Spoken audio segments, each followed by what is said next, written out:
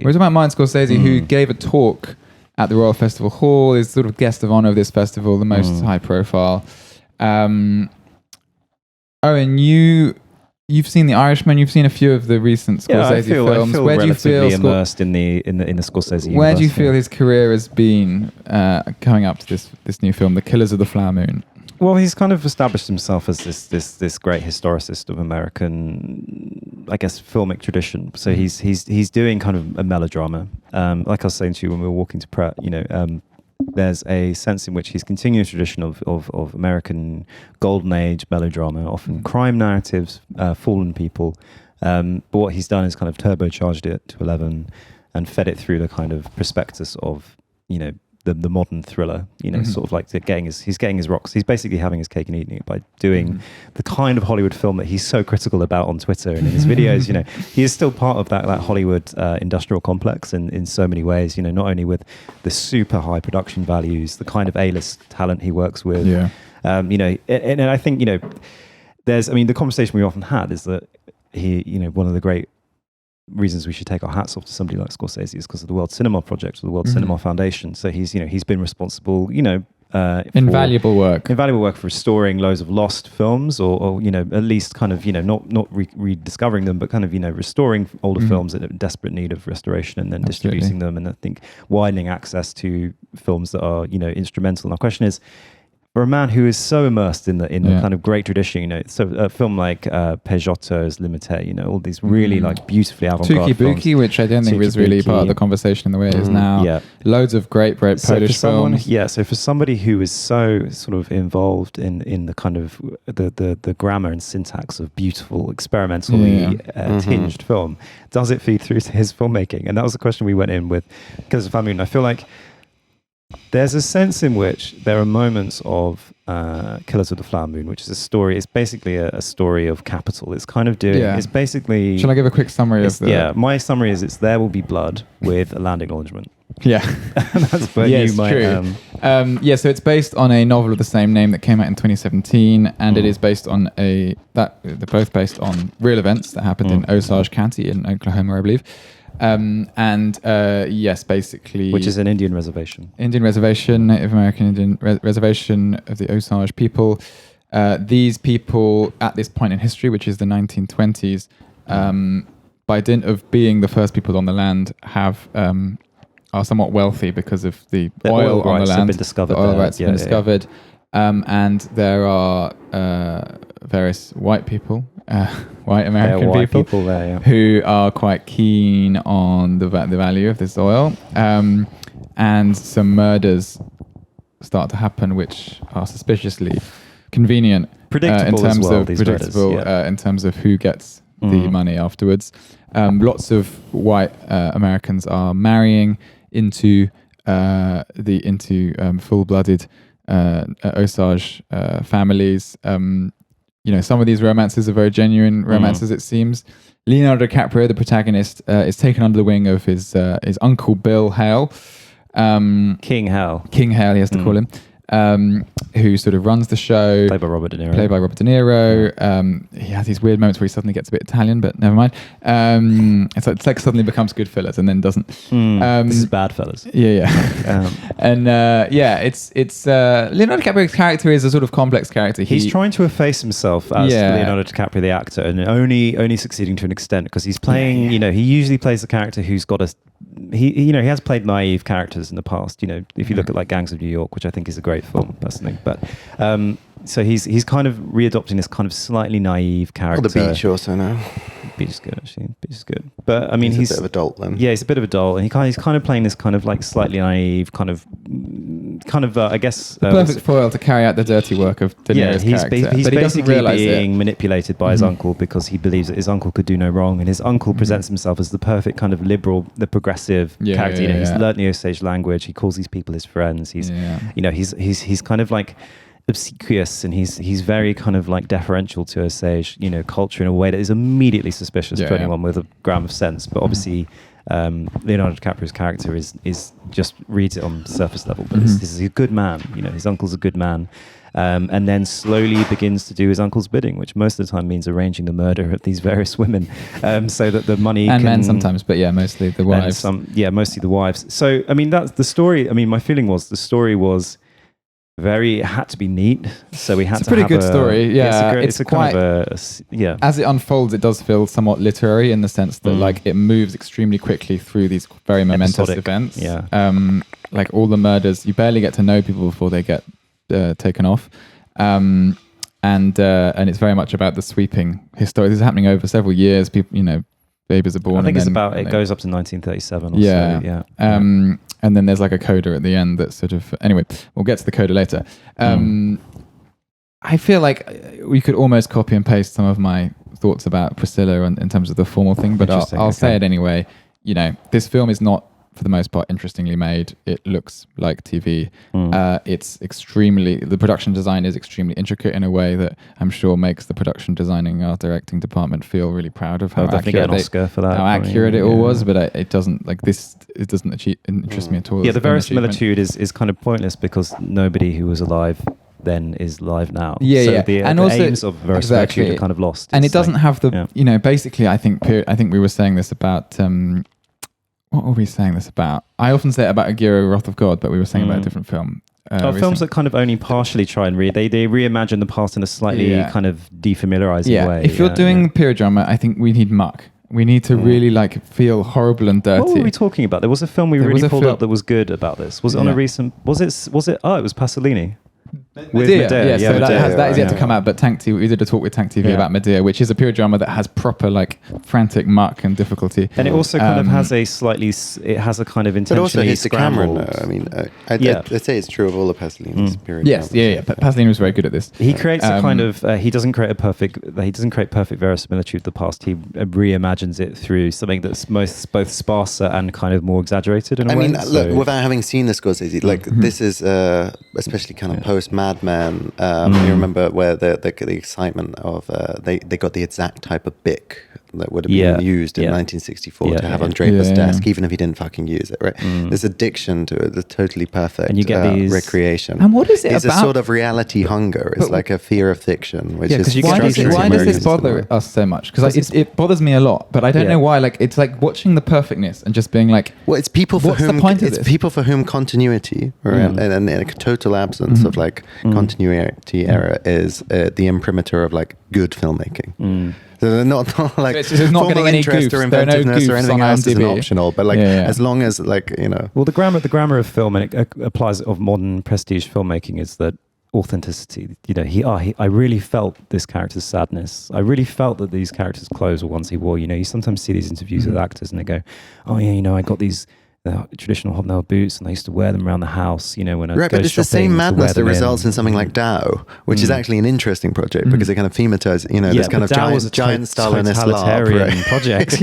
But there's a similar thing going into the endless cottage industry of American prestige films. Did many people see Dar? Because I watched one of the Dar films. I watched 3 of them. I watched Christine and Natasha. Director of Tao. There's 2 people. There's a production designer and there's a this is woman like an and a man. insane sort of almost reality TV style Russian film. Yeah, it was a Stalinist LARP essentially. They created a gigantic factory, and it pursued authenticity to a point of kind of tyrannical Ilya excess. Krasnok.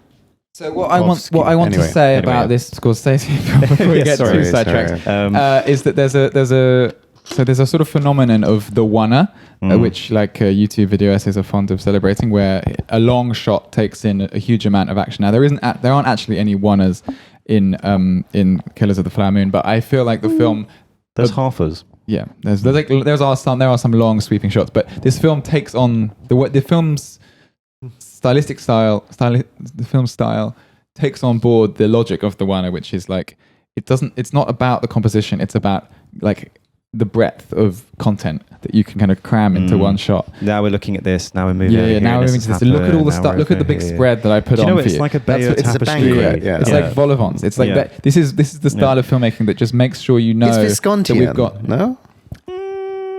Leopard, you mean? Yeah. No, I mean like Ludwig. I mean like real kind of Baroque late day Visconti. Baroque is really in the water at the moment, isn't it? But I think so you're right. These Baroque allegations. Baroque allegations. That's Scorsese. But yeah, you're right. So there's times where there are flickers in this film where there is a slightly interesting use of composition and framing, and it's much more interesting when there's only one figure, maybe two figures or three in a shot, and so you get these. At the beginning, or when he's treating these bodies that are being discovered, when he first shoots the oil as it's bubbling through this cracked mud, this is all in the first 5 minutes. You're like, ooh, this is actually visually quite interesting. And there's a kind of gauzy blur to how it's shot. And we get these there's scenes that look like the opening of Kurosawa's Ran, when his characters are shot against this grassland, very vibrant grass. Characters kind of down the bottom third, and there's a big swell of the angle and the blocking is just very, very interesting. But then, the film just decides to submerge the kind of those formal things and go, okay, the what matters now is the story and the pace of the story. So it goes out the window, these kind of concerns about how you might interestingly frame the interrogations that happen or the murders that happen. We get this kind of like slightly Tarantino-esque thing where someone will refer to a thing. It's very Tarantino, actually. I took out that guy, and then we'll get the shot, we'll go back in time and see someone go back. So annoying. But it's not schlocky enough. Like, it's like Tarantino, I'd be prepared to watch an Osage Django Unchained style film because that period detail is serving a kind of genre. Like, it's not my favorite kind of film, but like that sort of thing makes sense. And then it slips into it when you have like Robert De Niro being like, you should have shot him in the front of the face, not the back of the face. You're like, and then everyone laughs because it's funny, but it's like, you should lean into that a bit more actually, because that's the only register in which this period accuracy is really like worthwhile. These flashbacks are very irritating. You're not creating that many intimate moments. Although I think the relationship between Leonardo DiCaprio and Lily Gladstone's character, the woman, because they have a real true romance. That works quite well. I think Leonardo DiCaprio's journey as the character, beyond the fact that he just always annoyingly looks like Leo and it distracts me a bit, I think he does a pretty good job of going that journey. The final half hour to hour of the film, I found actually really engaging, and it becomes a courtroom drama. Like quite a competently made one. And it's not too courtroomy, right? It's not too like dialogue heavy. Like it rests like his final dilemma of like, whether he dobs everyone in, whether he should testify or not. Because he has the option to be a rat, basically. Exactly, and he has to weigh up like. And then this amazing scene, this is a bit of a spoiler, but this amazing scene where like he sort of basically admits to her, I did all these killings, but I've decided that it was a terrible idea and I'm testifying. I'm sorry. I'm really sorry. And she's like, okay, and she obviously really loves him, but then she's like, wait a minute, what were you feeding me? Like when this diabetes medicine, like what was actually he was doping her up, basically. And it was clear that he was being instructed, and she can take him killing all her friends and all her family, her literal sisters, but when she realizes that actually he was like stupid and evil enough or whatever to it's up for question whether he's evil or not. He just seems to be kind of naive. He's not like a sort of Machiavellian or Iago character. He's a bit of a dimwit, probably sincere to a fault, where he believes everything his uncle would tell him to do is worthy and it's in best interest of the community, because this stuff all worked. I felt what didn't work was Scorsese's sense of, and we'll talk a little bit about sort of savior complexes when we talk about Steve McQueen later, but yes, we will. But there was a bit of a savior complex, and I know that it's very fraught politics, and I totally understand the impulse of people in North America to want to do the right thing with regards to the historic injustices, but the way he uses sort of historical footage or like faked historical footage. Some of it's real actually, but it's weird. It's a weird like there's a shot that's black and white then fades into color. It really it's corny. Very corny, and it's a little bit sped up, isn't it? Yeah, he sort of uses this juddering. He uses this in order to furnish the film with a kind of political legitimacy, and you can tell that he's kind of trying to have it both ways. He's trying to do like a mucky, bloody thriller, but then also it's like woke. It tells an important story. Yeah, it's kind of it is King Hale's character in a way. Scorsese is kind of him. He's almost a sent up version of him that would do murder. And he said, instead of doing murder, I'm making a landing lodgement film. Because it's very self-rewarding, and there's very great kind of ethnographic filmmaking, I suppose, about these Osage ceremonies and communities, and it's quite nice and interesting to watch. These subtitles and people talking in their language, and it's quite interesting. Just chatting about normal stuff. But it's kind of self-congratulatory. It's almost like, especially at the end. Yeah, it's like, look who I've put on screen. I've put Native Americans as lead characters in this. It's kind of a little bit too proud of what it's doing. And then there's this outro scene which does what many films based on a real story, Hollywood films based on a real story do. The wrap up where you say this is when these people died, how long they served in prison. You sort of stop the narrative, and then he uses like a weird Barbarian sound studio like radio play Foley scene to announce what happened to everyone afterwards, like how long they were in jail. Because this was a public interest story, exactly. so it caught the nation. And then at the very end, when they get round to telling the story of what is the woman's name? Anna. No, Anna? the main woman played by Lily Gladstone. Burkhart. Molly Burkhart. Molly When he Burkhart. finally describes what happened to Molly Burkhart, it cuts like Scorsese comes on stage and announces and reads out her obituary, and then says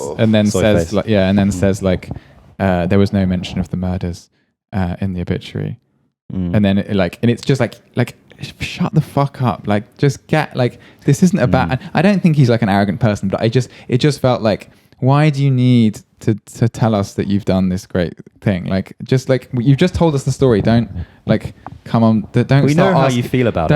Don't. Already, yeah, it's just like waiting for a stand. He's waiting for a standing ovation, and it's just a bit sickly, really. So that like annoyed me a bit. But some very good storytelling along the way, especially. I feel like it's kind of like a return for him. A kind of there's a return to the Irishman was a real sloppy mess that was I think just designed to really just appeal to sort of like the sort of film bro Die Hard. I mean, Scorsese fans love it. Yeah, they absolutely love it, which is a real red. And we're not really Scorsese fans. It takes us back to the territory of maybe a film like The Departed. And I think it operates in a similar territory of The Departed, with a kind of a naive character, a kind of Machiavellian boss guy. Scorsese? I guess like King of Comedy. It's got to be King of Comedy, probably yeah. Or damn it, that was going to be mine. It's probably objectively his best film. I think, because he inhabits like quite a ambiguous, morally I do like ambivalent Raging Bull, place. actually. Yeah, Raging Bull's really good, actually. Yeah. Taxi Driver's pretty good, but it's not. I think he had not early career success, and has gone into making. He wants to make the great American novel, but in film shape, basically. And I think a film like I think Scorsese. In his latter days, making these epics, which he's been churning out. I do respect it. Like he's sort of like David Lean or something. No, or do you know David? There is a Leanic I don't know, qualities or like, to these films in a way, I think. And I sort of hope that in the grand march of history, he'll be remembered more for his archival efforts. He's like film archivist and also director. Yeah, he also made Scorsese. films, is what people will say. Do you know? So there's something about one thing I do feel strange about this film. I was watching it, and it felt like it had no real moral center, and it thought it had a moral center about us. But it felt like it was quite moralistic, no? It was, but it didn't feel like it really followed through on that. Like it felt very kind of passive in a way it was trying not to be. I felt very unmoved by much of this film, and it was trying desperately hard to tug on my heartstrings and pull me in a particular way. But it was so inevitable, the actual kind of like the wrap up. It was inevitable that Molly wouldn't die at the behest of these drugs. She'd have a kind of like third act saving arc, and it's based on a real story, right? So, but then they wouldn't have picked it if it didn't have this. Exactly. Yeah. So we get a story where Molly, there's a good doctor who arrives, and there's a good federal agent, played by Meth Damon, but played by Jesse Plemons. Jesse Plemons. Hilarious. So Jesse Plemons turns up as this good, seemingly naive, but actually very very smart government investigator, and he's like the white knight that turns up at the end and makes it all right. So there's this big saving grace, and it really like gasses up. People love him. He's like a hero, isn't he? Just like it's very well cast as the saving grace. He's like, because he's just got this. He's so unoffensive. He's got this kind of folk heroism. So its neatness makes it ultimately uninteresting. Yeah, watch it on your laptop with your normie partner. Watch it on a plane. Watch on a plane, actually. Very good plane film. Yeah. You've got a 3.5 hour flight. If you're flying to maybe Bucharest or Istanbul or something, this is a perfect film. Yeah, you're inspired after you watch. Inspired after Do Not Expect Much at the End of the World. Everyone's got I don't think I don't think you can actually watch Killers of the Flower Moon in the time it takes to fly to Romania, because it is 3.5 hours. Or maybe Romania is 3.5 hours away. Yeah, I think it's quite far away. So you have to get it on as soon as like the no smoking sign Once goes. wheels are up and you've got your bag of pretzels, then whack Killers of the Flower Moon. Yeah, I think it's for flying to America probably. Anyway,